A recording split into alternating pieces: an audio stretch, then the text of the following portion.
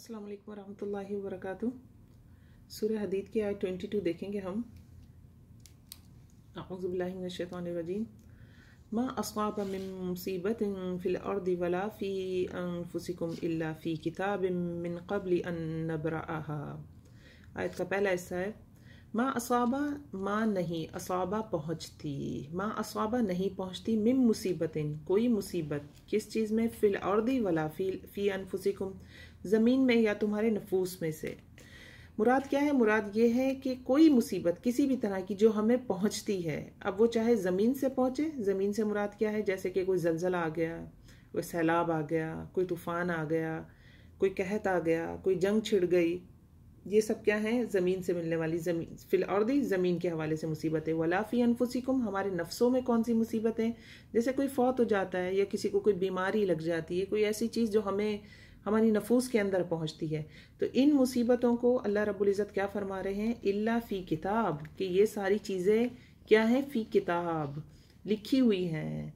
कहाँ पे लिखी हुई हैं? लोहे महफूज में। तो जितनी भी मुसीबतें, जो परेशानियां हमें पहुंचती हैं, वो कहाँ हैं? वो अल्लाह रब्बुल इज़्ज़त ने पहले से फिक्स की हुई हैं, लिखी हुई हैं। हमारी आजमाइशें तय करदा हैं। और कब से हैं? मिन क़ब्ल अन नब्रअहा, मिन क़ब्ल इससे पहले, अन के नब्रअहा कि हम पैदा करें उसको। अब तीनों मायने हैं किसको पैदा करें। नंबर एक क्या है कि मुसीबत को पैदा करें। मुसीबत को पैदा करने से पहले अल्लाह ने लिखा हुआ है कि किसके लिए क्या मुसीबत होनी है। दूसरे मायने ये हैं कि उस शख्स को पैदा करें, उस हमारे पैदा होने से पहले हमारा एग्जामिनेशन पेपर तैयार कर रखा है अल्लाह ने, क्या क्या सवाल पूछे जाने, किस किस तरह से इसको किस चीज़ में मुब्तला करना है। तो देखना अल्लाह ने क्या है, ahsan अमल कौन लेकर आता है। अय्युकुम ahsanu अमला, सूरह मुल्क में हमें मिलता है ना कि तुम में से आसान अमल करने वाला कौन है। तो दूसरे इसके मायने क्या किस हवाले से लिए जाते हैं कि किसी शख्स को पैदा करने से पहले ही उसका टेस्ट पेपर तैयार कर लिया जाता है। और तीसरा मायने क्या लिया जाता है कि ज़मीन को पैदा करने से पहले अल्लाह रब्बुल इज़्ज़त ने उसके हवाले से सारी चीज़ें लिख दी। अल्लाह रब्बुल इज़्ज़त ने सबसे पहले कलम बनाया और कलम को कहा उक्तुब, लिख। तो कलम ने कहा माजा उक्तुब, या अल्लाह मैं क्या लिखूं। तो अल्लाह रब्बुल इज़्ज़त ने फरमाया कि जो कुछ होना है सब लिख दे।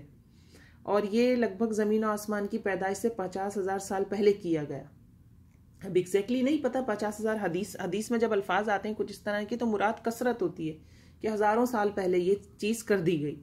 अब इससे हम ये मुराद नहीं ले सकते कि हम हाथ पे हाथ धर के बैठे रहें, ऐसा भी नहीं है, क्योंकि कुछ चीज़ें ऐसी हैं जो अल्लाह रब्बुल इज़्ज़त ने फिक्स कर दी हैं, लेकिन किसी हवाले से हमें इख्तियार भी दिए गए हैं, नियत है, इरादे हैं। और बेशक ये जो किस्मत को लेकर एक मामला है, क्योंकि मैंने आज ऐसी हदीस बताई है, तो हो सकता है सब कहें कि नहीं अब अल्लाह ने तो सब कुछ लिखा हुआ है, वो हमारे पैदा होने से पहले लिख दिया गया है, तो अब हमें फ़िक्र करने की ज़रूरत नहीं है।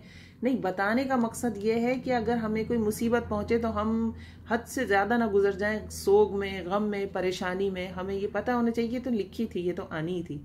या दूसरी तरफ अगर हम देखें तो हमें अगर कोई नेमत मिल जाती है तो हम इतने फूल के फट ना जाएं कि हाँ ये मैंने तो बड़ी अपनी कोशिश से कमा ली है। दोनों ही चीज़ें आजमाइश है ना। और अल्लाह रब्बुल इज़्ज़त कुरान में फरमाते हैं कि ज़रूर बस ज़रूर आजमाए जाओगे। और एक जगह यह आता है कि तुमने कलमा पढ़ लिया तो तुम ये समझते हो कि बस तुम जन्नत मिल गई, तुम ज़रूर आजमाए जाओगे। तो हम सब ये जो मुसीबत का मकसद होता है ना, जब किसी को मुसीबत पहुंचती है, जो मकसद इसका होता है, इसका बेसिकली मकसद होता है आजमाइश, कि हम आजमाए जा रहे होते हैं। और सबका एग्जामिनेशन टेस्ट पेपर अलग है। कोई गुस्से वाला होता है, कोई नहीं होता। जो गुस्से वाला होता है वो, उसके मिजाज में गुस्सा होता है, वो गुस्से से आजमाया जाता है, सब्र से आजमाया जाता है कि सब्र करेगा या नहीं। कुछ लोग बड़े फूडी होते हैं, खाने पीने के शौकीन होते हैं, वहाँ से आजमाए जाते हैं। कुछ लोगों को बहुत नींद आती है या कुछ को नींद नहीं आती, एक दफ़ा उठ जाए तो फिर उनसे सोया नहीं जाता, वो आमतौर पर फजर की नमाज से आजमाए जा रहे होते हैं। हम सब की आजमाइश अलग है। तो अल्लाह रब्बुल इज़्ज़त फरमाते हैं मा अस्वाबा मिन मुसीबतिन फिल अर्दि वला फी अनफुसिकुम इल्ला फी किताब, पहले से फिक्स हैं जो तुम जिस तरह आजमाइश तुम्हारी की जाएगी या जो मुसीबतें तुम्हें पहुंचती हैं, मिन क़ब्लि अन नब्रअहा, और ये सब कुछ बहुत पहले अल्लाह रब्बुल इज़्ज़त ने फिक्स कर दिया, तय कर दिया है। इन्ना बेशक ज़ालिका, ये बात, क्या बात कि किसी तरह आजमाना है, किस तरह मसाइब आने, क्या मुसीबत किस पर आनी है, और ये सब कुछ लिख देना पहले से, बहुत पहले से लिख देना। ये क्या है? अल्लाह यसीर, ये अल्लाह पर बहुत यसीर है, बहुत आसान है, ये इतना मुश्किल काम नहीं है। अब आम रूटीन से हटकर अगर हमारे साथ कुछ होता है तो हमें फ़ौरन अलर्ट हो जाना चाहिए, चाहे वो नेमत हो या चाहे वो कोई गम हो।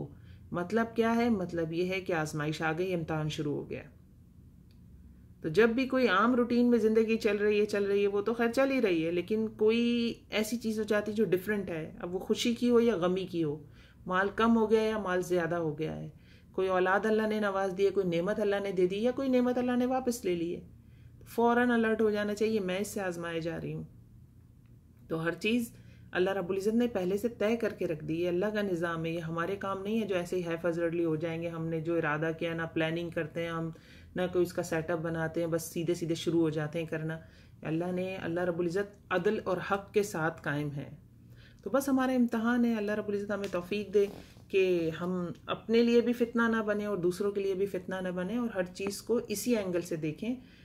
आगे आयत में आ जाएगा इसकी मज़ीद एक्सप्लेनेशन, तो मज़ीद वाज़े हो जाएगी आयत। तो हम हर चीज़ को इसी एंगल से देखें कि ये आजमाइश है, हम इस पर फ़ख्र ना करने लग जाएं कि मैंने कुछ हासिल कर लिया। तो अल्लाह रब्बुल इज़्ज़त अपने फ़ज़ल से हमें नवाज़े। अस्सलाम वालेकुम वरहमतुल्लाहि वबरकातुहू।